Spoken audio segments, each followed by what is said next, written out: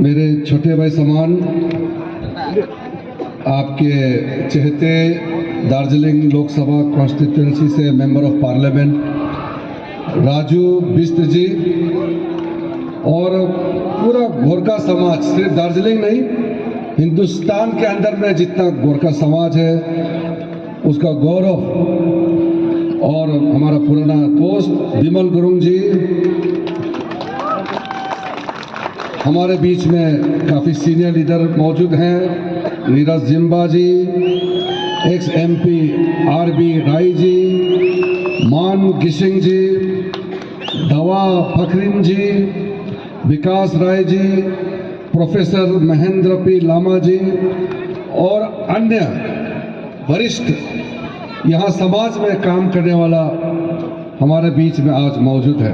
मैं बहुत लंबा नहीं बोलूँगा, 5-6 मिनट मैं सिर्फ अपना दिल का बात कहना चाहता हूँ। यहाँ मेरे छोटे भाई समान राजू बिष्ट के लिए मोदी जी का गारंटी लेकर के मैं आपके बीच में आया हूँ। आज जो विमल गुरुंग जी ने जो बातें कही, राजू बिष्ट जी ने जो आपको अपना अभी जो बात बताया, उसको पूरा करने के लिए, 100% लागू करने के लिए इस देश का एक सीनियर मिनिस्टर, कैबिनेट मंत्री, मोदी जी का कैबिनेट का साथी होने के नाते नरेंद्र मोदी जी की ओर से पूरा करने के लिए गारंटी मैं दे करके जाना चाहता हूं। गोरखा समाज के लिए मुझे कहने के लिए बहुत कुछ है, क्योंकि हमारा बचपन से गोरखा समाज के साथ हम लोग उठक बैठक साथ में रहा है और बड़ा पला। और दिल्ली में हो या दुनिया में, मैं जब इंग्लैंड गया था वहाँ का गोरखा समाज मुझे मिलने आया। मैं जब ऑस्ट्रेलिया में गया वहाँ भी गोरखा समाज से मेरा मुलाकात हुआ, अमेरिका में भी, और पूरा देश भर में। आसाम में गोरखा का पॉपुलेशन बहुत ज़्यादा है, मेरे राज्य में भी, अरुणाचल प्रदेश, और जितने भी गोरखा समाज हमारे देश में है उनसे मैं बीच बीच में मिलते रहता हूँ। और आपने पिछले बार इतना अच्छा MP बनाया, आज मैं फक्र से आपको बताना चाहता हूँ, हमारे छोटे भाई राजू बिष्ट आज पार्लियामेंट के अंदर में गोरखा का आवाज बनकर के खड़ा है। और जब भी वो गोरखा का कोई भी समस्या सामने में आती है तो वो मुझे भी कहते हैं, प्रधानमंत्री जी को, गृह मंत्री जी को और बाकी सीनियर मिनिस्टर के बाद में जाकर के पूरा गोरखा का जो प्रॉब्लम है उसको राजू जी पूरा सॉल्व करने के लिए 24 घंटे लगा रहता है। इसलिए इस बार के चुनाव में बहुत अच्छा मौका आपको मिला है। मुझे बताया गया कि गृह मंत्री जी उस दिन आने वाले थे, मौसम के चलते नहीं आ पाया, लेकिन उन्होंने राजू जी से बातचीत करके जो गोरखा का पुराना डिमांड है, मैं समझता हूँ गोरखा का सबसे बड़ा डिमांड तो बहुत है, लेकिन सबसे बड़ा इशू 2 होता है। 2 इशू में कोई भी समाज हो, गोरखा हो या कोई भी हो, अपना इज्जत, अपना पहचान, अपना जो वजूद है, इसके साथ कोई कॉम्प्रोमाइज नहीं करना चाहते हैं। इसलिए गोरखा समाज का वजूद के लिए, गोरखा समाज का पहचान के लिए भारत के संविधान में जो काम करके आपको अपना पहचान दिलाना है उसमें काफी हद तक आगे बढ़ चुके हैं। लेकिन पश्चिम बंगाल का सरकार ममता बनर्जी के चलते काफी रुकावटें आ रहे हैं। फिर भी मोदी जी का जो गारंटी है कि गोरखा समाज का मान और सम्मान को अगर कोई पूरा करेगा तो सिर्फ नरेंद्र मोदी ही कर पाएगा, कोई नहीं कर पाएगा। इसलिए आपको मैं फिर से आश्वासन देता हूं कि चुनाव के बाद आपके साथ में तालमेल करके विमल गुरुंग जी का गोरखा जन मुक्ति मोर्चा और अन्य गोरखा का जितना समाज का नेता यहाँ बैठा है, सबसे तालमेल करके मैं भी जिम्मेदारी से कहना चाहता हूँ, कैबिनेट में कोई बात आएगा तो, क्योंकि हमारा यहाँ से कोई कैबिनेट मिनिस्टर नहीं है, तो मैं आपका प्रतिनिधि के हिसाब से मैं हमेशा आवाज बनकर के खड़ा रहेंगे।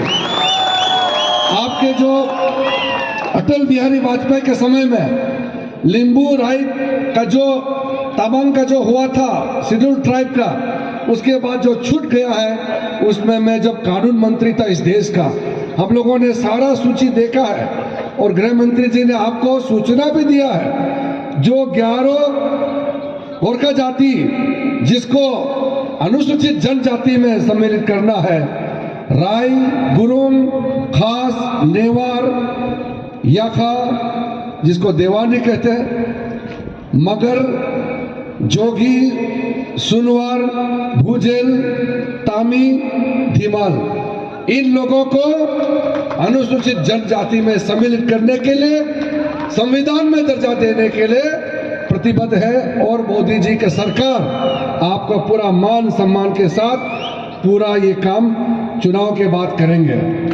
मैं सिर्फ अपना दिल के बात रखते समय एक बात कहना चाहता हूं, हमारा देश बहुत बड़ा देश है।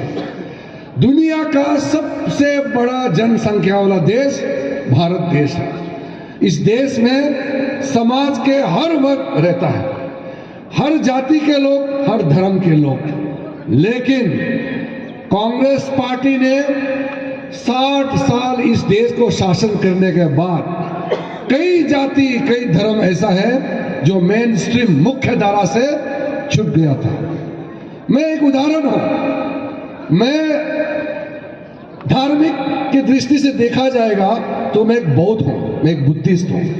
जनजाति में सम्मिलित करने के लिए, संविधान में दर्जा देने के लिए प्रतिबद्ध है। और मोदी जी की सरकार आपका पूरा मान सम्मान के साथ पूरा ये काम चुनाव के बाद करेंगे।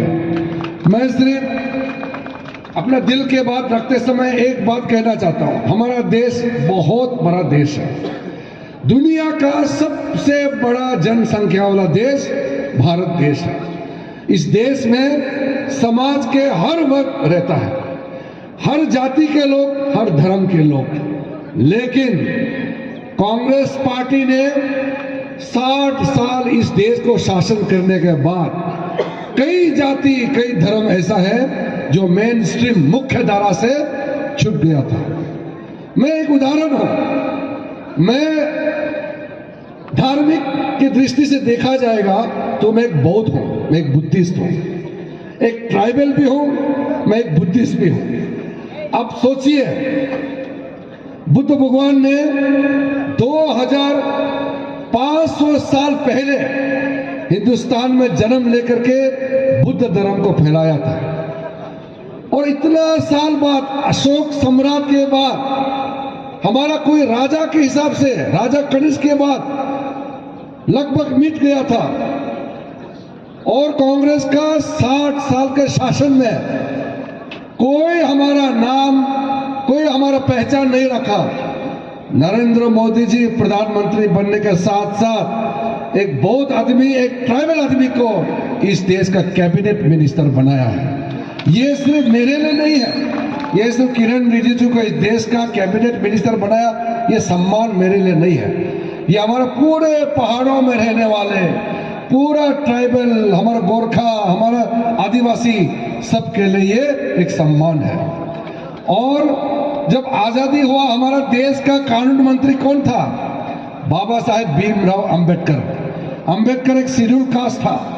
पहला कानून मंत्री अंबेडकर जाने के बाद 7 साल तक कोई जनजाति, कोई हमारा अनुसूचित जनजाति, शेड्यूल कास्ट, शेड्यूल ट्राइब से कानून मंत्री नहीं बन पाया।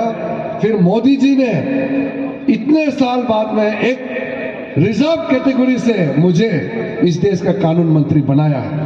उसी प्रकार से आपने देखा होगा, सुप्रीम कोर्ट में एक बड़ा जजमेंट आया, एक बहुत टिप्पणी जो हम लोग ने आपत्ति किया, सिक्किम में जो हमारे इंडियन नेपाली को लेकर के, भारत में रहने वाला गोरखा को लेकर के सुप्रीम कोर्ट में फाइनेंस मैटर में टैक्सेशन को लेकर के एक केस चला।